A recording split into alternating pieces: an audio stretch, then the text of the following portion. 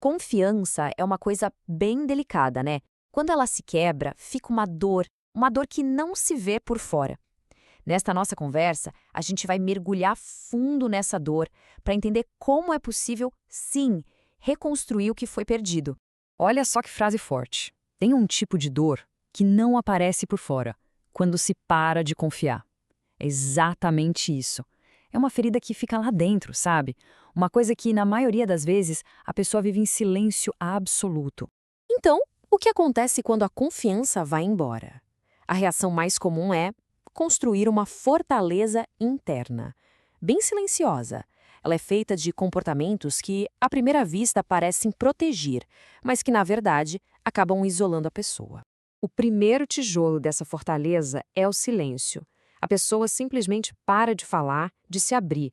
É como se uma porta se fechasse para compartilhar pensamentos, sentimentos, e aí se cria uma barreira com o mundo. Logo depois, vem a dificuldade em pedir qualquer tipo de ajuda.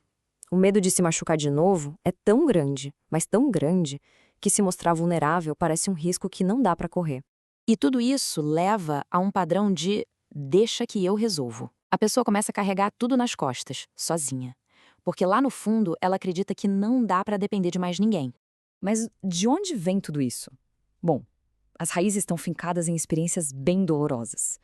Coisas como traição, abandono, ou aquela sensação de ter sido ignorado, de ter sido exposto ou julgado. Foram momentos em que confiar levou diretamente à dor. E para se proteger, a mente cria uma regra, que parece muito simples e muito poderosa.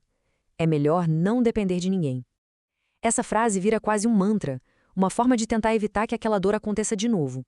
Agora a questão é, essa regra de autossuficiência protege mesmo?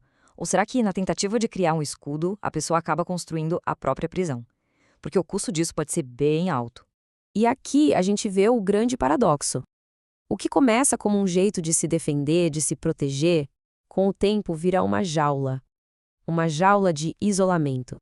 A intenção era buscar segurança, mas o que se encontra na realidade é a solidão. E isso nos mostra uma verdade bem profunda, sabe? Confiar não é só sobre se abrir para os outros, é sobre dar um descanso para a própria mente, um lugar para baixar a guarda e só ser. Porque pensa bem, quando não se confia, a pessoa vive em estado de alerta o tempo todo, precisa medir cada palavra, esconder qualquer fraqueza e muitas vezes aguenta um peso muito maior do que deveria.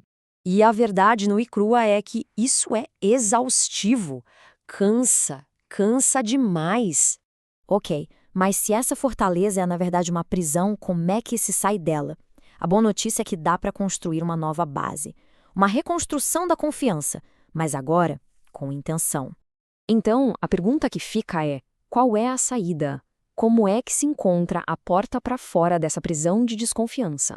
É super importante entender que a solução não é sair por aí confiando em todo mundo de novo, de olhos fechados. Isso não funciona. O caminho certo é outro. É um caminho mais cuidadoso, de reconstruir a confiança com critério. E por onde começar? O segredo é ir devagar, com passos pequenos.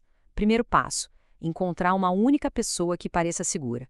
Depois, arriscar uma conversa curta sem pressão. E por último, algo essencial: estabelecer um limite bem claro. São passos que dá para gerenciar, que tornam tudo menos assustador. Isso muda totalmente a nossa ideia sobre o que é confiança, né? Não se trata de se abrir de uma vez, sem filtro nenhum.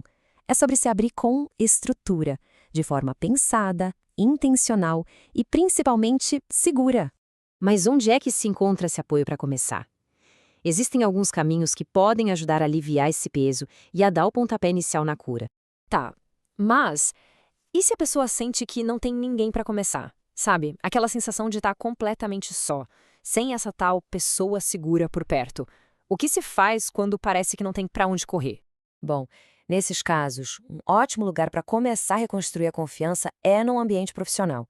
A terapia, os grupos de apoio, profissionais que são treinados para ouvir, eles oferecem justamente esse espaço seguro para dar os primeiros passos. E essa frase aqui, ela desafia aquela ideia de que ser forte é o mesmo que aguentar tudo sozinho, calado. Não é bem por aí. Na verdade, o que se precisa é de apoio para se manter inteiro. O foco muda. Não é mais sobre provar força, e sim sobre cuidar de si. Buscar ajuda vira um ato de autopreservação. E, no fim das contas, o grande benefício de reconstruir a confiança é esse. É o alívio que vem quando se pode dividir o fardo. Porque a vida, pode ter certeza, fica muito mais leve quando se tem com quem dividir o peso.